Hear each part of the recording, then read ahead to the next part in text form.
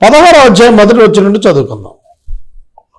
లేవి కుమారుడు కహాతు మనుమడు ఇస్సారు కుమారుడు కోరహు రూబేనీయులలో ఎలియాబు కుమారులైన దాతాను అబీరాము పెలెతు కుమారుడైన ఓనును యోచించుకున్నాడు.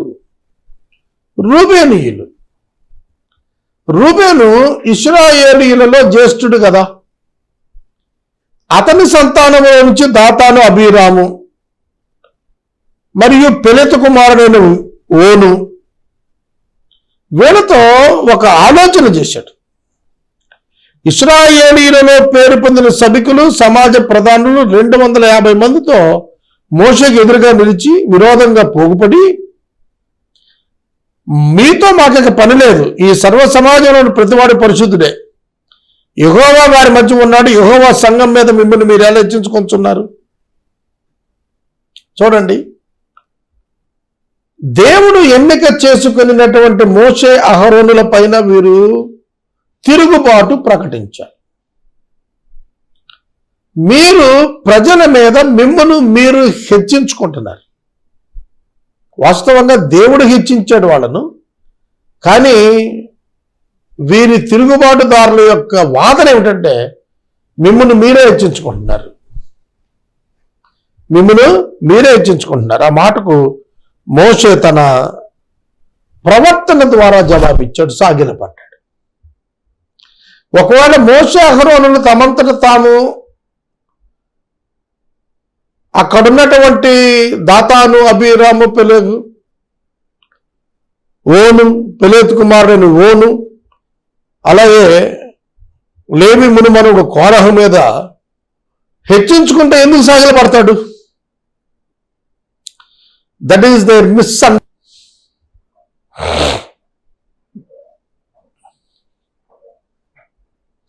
మోషే సాగిలపడ్డాడు. కోరహుతో సమాజంతో ఇలా అన్నాడు, తనవాడు ఎవడో పరిశుద్ధుడెవడో రేపు యెహోవా తెలియచేసి వాడిని తన సన్నిధికి రాణిస్తాడు, తాను ఏర్పరచుకున్న వాడిని తన యొద్దకు చేర్చుకుంటాడు. ఇలా మీరు చేయండి. కోరహును అతని సమస్త సమూహాలైన మీరు ధూపార్తులు తీసుకుని వాటిలో అగ్ని ఉంచి రేపు యెహోవా సన్నిధిని వాటి మీద ధూపం వేయండి. అప్పుడు ఏ మనుషుని యెహోవా ఏర్పరచుకుంటాడో వాడే పరిశుద్ధుడు. లేవీ కుమారులారా, మీతో నాకు ఇక పని లేదు. మోషేతో మాకు పని లేదని వాళ్ళు డిక్లేర్ చేస్తే మోషే కూడా డిక్లేర్ చేస్తున్నాడు, మీతో నాకేం పని లేదని. దేవుడే తనని పిలిచాడని, దానిని దేవుడు డిసైడ్ చేస్తాడని, దాని కొరకు మీరు దేవుని యొద్దకు ధూపార్తులను తీసుకుని రండి, పరిశుద్ధుడు ఎవడో ఆయనే బయలుపరుస్తాడు అన్నాడు. ఒకనాడు అహరోను కుమారులను ప్రారంభంలోనే మనం చూచాం సంఖ్యాకాండాలు. అహరోను యొక్క 4 కుమారులలో 2 అక్కడ దహించబడినట్లుగా మనకు వాక్యం జ్ఞాపకం చేస్తాం. నాదాబు అబీహు అనేవారు అన్య అగ్ని వేసి దహించబడ్డారు. సంఖ్య 3లో ఈ మాటలు ఉన్నవి, ప్రారంభంలో 3వ వచనంలోనే. కనుక అగ్నిలో అన్యాగ్ని అంటే మోషే ద్వారా దేవుడు సెలవిచ్చిన సుగంధ సంభారపు మిళితము చేత తయారు చేయబడిన అగ్ని వేరు, సుందరమైనటువంటిదిగా ఎంచి సొంతగా తయారు చేసుకున్న అగ్ని వేరు. దేవుని సన్నిధిలో కుమ్మరించేటువంటి అగ్ని దేవుడు ఇచ్చినటువంటి మేళవింపులో ఏర్పాటు చేయబడ్డాలి. ఆ అసెంబ్లింగ్ ఐటమ్స్ దేవుని వాక్య ప్రకారం అయి ఉండాలి, మానవ చిత్త ప్రకారం కాదు. మానవ చిత్త ప్రకారం చేసినటువంటి నాదాబు అబీహులు ఆ గుంపును వారిని దేవుడు అక్కడ కాల్చేశాడు. ఆ ఇద్దరిని కూడా అక్కడ దహించేశాడు. కాబట్టి వాక్యము ఒక హెచ్చరికగా వారికి గతాన్ని చూపిస్తున్నా వాళ్ళు అదే మార్గంలో పోయారు. 9వ వచనం, మందిర సేవ చేయుటకు యెహోవా మిమ్మును తన యొద్దకు చేర్చుకొనుటయు మీరు సమాజం ఎదుట నిలిచిన వారు చేయవలసిన సేవ చేయనట్లు ఇశ్రాయేలు దేవుడు ఇశ్రాయేలు సమాజం మిమ్మల్ని వేరుపరచుటయు మీకు అల్పంగా కనబడునా? ఆయన నిన్నును నీతో లేవీయులైన నీ గోత్రపు వారిని చేర్చుకొనెను కదా. అయితే మీరు యాజకత్వము కూడా కోరుచున్నారు. అది ప్రాబ్లం. లేవీయులలో చేర్చబడినటువంటి వారైనటువంటి వీరు మందిరపు పనితో పాటు యాజకత్వాన్ని కూడా కోరుతున్నారు. అహరోను హై ప్రీస్ట్ బాధ్యతలు చేసినట్టు వాళ్ళు కూడా దేవుని సన్నిధానంలో వాళ్ళు హెచ్చించబడాలనే తాత్పర్యంతో వాళ్ళు ఉన్నారు. 11వ వచనం, ఇందు నిమిత్తము నీవు నీ సమస్త సమాజము యెహోవాకు విరోధంగా పోగై ఉన్నారు. అహరోను ఎవడు? అతనికి విరోధంగా మీరు సన్నిధనేలా అనెను. అప్పుడు మోషే ఎలీయాబు కుమారులైన దాతాపు అబీరాము పిలిపించాడు. అయితే వారంటారు, మేము రాము, అరణ్యంలో మమ్మల్ని చంపాలని పాలితేన ప్రపంచ దేశం నుండి మమ్మల్ని తీసుకొని వచ్చుటకు చాలనట్లు మా మీద ప్రభుత్వం చేయడానికి నీకు అధికారం కావాలా? అంతేకాదు, నువ్వు పాలితేనలు ప్రపంచ దేశంలో మమ్మల్ని తీసుకురాలేదు, పొలాలు ద్రాక్ష తోటలు గల స్వాస్థ్యాలు మాకు ఇయ్యలేదు, ఈ మనుషుల కన్నులను ఊడదీస్తావా? మేము రాము. చూడండి, పాలు తేనెలు ప్రవహించే కణాను విషయంలో అభ్యంతరపడిన వీరే ఐగుప్తును పాలు తేనెలు ప్రవహించే దేశంగా చెప్పుకుంటున్నారు. ఏదైతే తమను చెరలో ఉంచిన దేశమో దానిని సమృద్ధి గల దేశంగా వాళ్ళు ప్రకటన చేస్తున్నారు. అది చాలా కఠినమైనటువంటి మాట. మేము రాము అని అందుకు మోషే కోపించాడు. నీవు వారి నైవేద్యము లక్ష్య పెట్టవద్దని ప్రార్థించాడు. ఒక గాడిదలైన వారితో నేను తీసుకోలేదు, వారిలో ఎవరికీ నేను హాని చేయలేదని యెహోవా దగ్గరికి వెళ్ళి మోషే ప్రార్థన చేశాడు. ఇది చాలా మంచి పని. ఒక సమస్య వచ్చినప్పుడు మనుషులతో అది ప్రార్థన చేత సాల్వ్ చేసుకునే దిక్కుగా వెళుతున్నాడు మోషే. నీవును నీ సర్వసమూహమును అనగా నీవును వారును అహరోనును రేపు యెహోవా సన్నిధిలో నిలబడండి, నీ సర్వసమూహం వచ్చి అని చెప్పి మోషే కోరహుతో యెహోవా సన్నిధికి రమ్మని పిలిపించాడు. మీలో ప్రతివాడు తన ధూపార్తి తీసుకుని వాటి మీద ధూపద్రవ్యం వేసి ఒక్కొక్కడు తన ధూపార్తిని పట్టుకుని 250 ధూపార్తిని యెహోవా సన్నిధికి తేవాలి. అప్పుడు అహరోనును నీవును ఒక్కొక్కడు తన ధూపార్తిని తేవాలి. కాబట్టి వారిలో ప్రతివాడు తన ధూపార్తి తీసుకుని వాటిలో అగ్ని ఉంచి వాటి మీద ధూపద్రవ్యం వేసినప్పుడు వారును మోషే అహరోనులను ప్రత్యక్ష గుడారం ద్వారం దగ్గర నిలబడ్డారు. కోరహు ప్రత్యక్ష గుడారం యొక్క ద్వారం వద్దకు సర్వ సమాజం వారికి విరోధంగా పోగు చేయగా యెహోవా మహిమ సర్వ సమాజానికి కనబడింది. చూడండి, దేవుని వ్యతిరేకంగా మోషే అహరోనుకు వ్యతిరేకంగా కోరహు జనాన్ని తన పక్షంగా పోగు చేసుకున్నాడట. కోరహు ప్రజలను తనకు అనుకూలంగా పోగు చేసుకున్నాడు. యెహోవా మహిమ వారి కనుల ఎదుట కనబడింది. దేవునికి ఆగ్రహం వచ్చింది. మోషేతో అన్నాడు, మీరు ఈ సమాజంలో నుంచి అవతలకు వెళ్ళిపోండి, క్షణంలో నేను వాళ్ళని కాల్ చేస్తానన్నాడు. దేవునికి సాగిలపడి మోషే చెప్పుకున్నాడు, సమస్త శరీరాత్మలకు దేవుడమైన దేవా యెహోవా, ఈ ఒకడు పాపం చేసినందుకు సమస్త సమాజం మీద కోప్పడతావా అని అడిగాడు, వేడుకున్నాడు, ప్రార్థించాడు. అప్పుడు యెహోవా మోషేతో ఇలా అన్నారు, కోరహు దాతాను అబీరాముని యొక్క నివాసాలు చుట్టుపక్కల నుంచి తొలగిపోండి సర్వజనాంగాలతో చెప్పు. అప్పుడు మోషే లేచి దాతాను అబీరాము వద్దకు వెళ్ళగా ఇజ్రాయేలు పెద్దలు అతని వెంట వెళ్ళిరి. ఆ దుష్టుల గుడారంలో ఎదురు తొలగిపోండి, వారి పాపాల్లో పాలువారై నశింపక ఉండినట్లు వారికి కలిగిందేది ముట్టకండి అని సమాజంతో మోషే పలికాడు. ప్రజలు కోరహు దాతాను అబీరాము నివాసాల నుండి అటు ఇటు పారిపోయారు.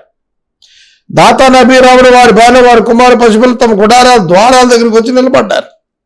మోషే ఈ సమస్త కార్యములు చేయుటకు యెహోవా నన్ను పంపాడని, నా అంతట నేనే వాటిని చేయలేదని దీనివల్ల మీరు తెలుసుకుంటారు. యేసు ప్రభువు కూడాను నా అంతటా నేనేమి చేయలేదు, దేవుడే నా ద్వారా జరిగిస్తున్నాడు అన్నాడు. అలాగే మోషే కూడా అట్లాగే చెప్పి, మనుషులందరికీ వచ్చే మరణం వంటి మరణం వీరికి వస్తే సమస్త మనుషులకు కలిగిందే వీరికి కలిగితే యెహోవా నన్ను పంపలేదు, యెహోవా నన్ను పంపలేదని నేను భావించాలా, మీరు భావించాలా? యెహోవా నన్ను పంపాడనడం ఎంత వాస్తవమో, వీరికి అందరి వంటి మరణం కాదు, ప్రత్యేక మరణం వస్తుంది వీళ్ళకి డిక్లేర్ చేసేశాడు. అయితే యెహోవా గొప్ప వింత పుట్టించుట వలన వారి ప్రాణములతో పాతాళములో కూలినట్లు భూమి తన నోరు తెరిచి వారికి కలిగిన సమస్తాన్ని మింగివేసిన ఎడల వారు యెహోవాను అలక్ష్యం చేశారని మీకు తెలుస్తుంది. భూమి నెరవిడిచి వీళ్ళని మృంగాలి, అప్పుడు మీకు వీరి పట్ల దేవుని తీర్పు ఖచ్చితమైందని మీకు అర్థమవుతుంది. ఆ మాటలు అతడు చెప్పి చాలించగానే వారి పాదముల క్రింద ఉన్న భూమి నెరవిడిచింది, భూమి తన నోరు తెరిచింది, వారిని వారి కుటుంబాలను కోరహ సంబంధులను సమస్త సంపాద్యాన్ని భూమి మింగివేసింది. వారును వారి సంబంధులందరూ పాతాళములో ప్రాణాలతో కూలిపోయారు. భూమి వారిని మృంగివేసిన, వారు సమాజంలో ఉండకుండా నశించిపోయారు. వారు చుట్టూతో ఉన్న ఇశ్రాయేలీలు వారి ఘోష విని భూమి మనలను మింగివేస్తుందేమో అని చెప్పి ఆ స్థలాన్ని విడిచి పారిపోయారు. మరియు యెహోవా యందు నుండి అగ్ని బయలుదేరి ధూపార్పణలు తెచ్చిన 250 మందిని దహించి వేసింది, కాల్చివేసింది. అప్పుడు యెహోవా మోషేకి ఇలా సెలవిచ్చారు, నీవు యాజకుడైన అహరోను కుమారుడైన ఎలియాజరుతో ఇలా చెప్పు, ఆ అగ్ని మధ్య నుండే ధూపార్తులు ఎత్తు, అవి ప్రతిష్ఠితం. ఆ అగ్నిని దూరంగా చల్లు. పాపము చేసి తన ప్రాణాలకు ముప్పు తెచ్చుకున్న వీరి ధూపార్తులను తీసుకుని బలిపీఠను కప్పుగా వెడల్పైన రేకులు చేయొచ్చు. వారి యెహోవా సన్నిధిని వారిని తెచ్చినందున అవి ప్రతిష్ఠితం, అవి ఇశ్రాయేలీయులకు ఆనువాలుగా ఉంటాయి. అహరోను సంతాన సంబంధి కాని అన్యుడెవడును యెహోవా సన్నిధిని ధూపము అర్పించి సమీపించి కోరహు వలె అతని సమాజం వలె కాకుండానట్లు ఇశ్రాయేలీయులకు జ్ఞాపసూచనగా ఉండుటకై యాజకుడైన ఎలియాజరును కాల్చబడిన వారి అర్పించిన ఇత్తడి తుర్పాతులను తీసుకుని యెహోవా మోషే ద్వారా తనతో చెప్పినట్లుగా బలిపీఠానికి కప్పుగా వెడల్పైన రేకులను చేయించెను. ఆ బంగారు సువర్ణ పాత్ర ధూపార్తులు కరిగించి వాటితో రేకులు చేయించి ఆ రేకులు బలిపీఠం మీద కప్పారు. వారందరినీ కూడా దేవుడు కాల్చివేశాడు. దాతాను, కోరహు వీరి యొక్క కుటుంబాలను వారి సొంత వారిని భూమి నెరవిడిచి మింగేసింది. అబీరాము, కోరహు, దాతాను వారి కుటుంబాలన్నీ కూడా పాతాళ వశం అయిపోయాయి. వారు చనిపోయారు, ప్రాణాలతోటే పడిపోయారు పాతాళంలోకి. భూమి వాళ్ళని మింగేసింది.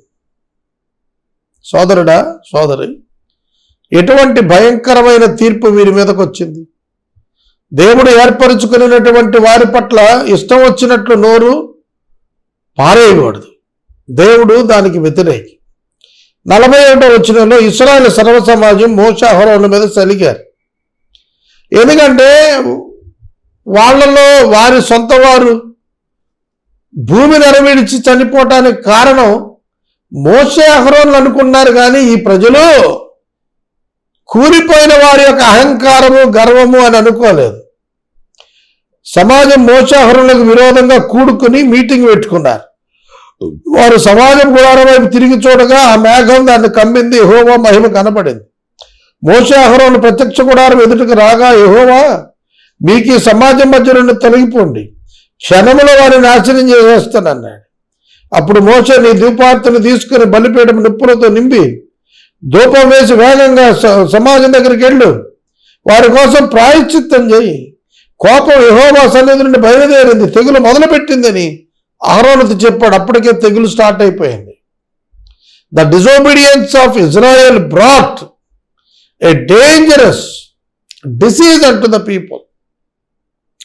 తెగుళ్ళు వచ్చేసాయి, ప్రజలందరూ మీరు చనిపోతున్నారు. అప్పుడు మోషే చెప్పినట్లు అహరోను వాటిని తీసుకుని సమాజం మధ్యకు పరిగెత్తాడు. దేవునికిని ప్రజలకు మధ్యవర్తిగా నిలిచాడు పాత నిబంధన ప్రధాన యాజకుడైన అహరోను. అతడు రూపం వేసి జనుల నిమిత్తం ప్రాయశ్చిత్తం చేసినప్పుడు చచ్చిన వారికి బతికిన వారికి మధ్యగా నిలబడి తెగులు ఆపాడు, తెగులు ఆగింది. ఆ విధమైన తిరుగుబాటును చనిపోయిన వారు గాక 14,700 మంది ఆ తెగులు చేత చచ్చిపోయారు.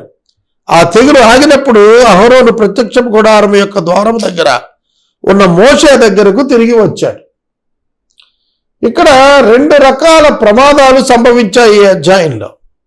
కోరహు, దాతాను, అబీహు, ఓను వీరందరూ మరియు 250 మంది లేవీయులు ధూపార్తులను సమర్పించిన కారణాన, మోషేను తిరస్కరించిన కారణాన వారు సంహరించబడ్డారు. అంతేకాదు దేవుని యొక్క న్యాయపు క్రియను వ్యతిరేకించిన కారణం చేత ఇశ్రాయేలులో తెగులు పుట్టి 14,700 మంది చనిపోయారు. చూడండి, ఎంతో పెద్ద జన నష్టం సంభవించింది. అవిధేయత వలన, అవిశ్వాసము వలన, అపార్థము వలన ఇవి సంభవించినట్లుగా మనకు కనబడుతున్నాయి. ఒక మనిషి తన సొంత జ్ఞానాన్ని వాడి దేవుణ్ణి తన వశంలో అనుకుంటే ఎంత ప్రమాదం. దేవుని వశంలో మనం ఉండాలి తప్ప మన వశంలో దేవుణ్ణి ఉంచుకోవాలనుకోవటం అవివేకం. కనుక యేసుక్రీస్తు ప్రభువునకు లోబడమని వాక్యం సెలవిస్తుంటే ఆ వాక్యాన్ని విశ్వసించకుండా వివిధ రకాలు అవలంబిస్తున్న వారు దాతాను, అబీరాము, ఓను, కోరహు కుటుంబాల వరే నాశనం అవుతారు. 16వ అధ్యాయం ఇక్కడ నేను ముగిస్తున్నాను.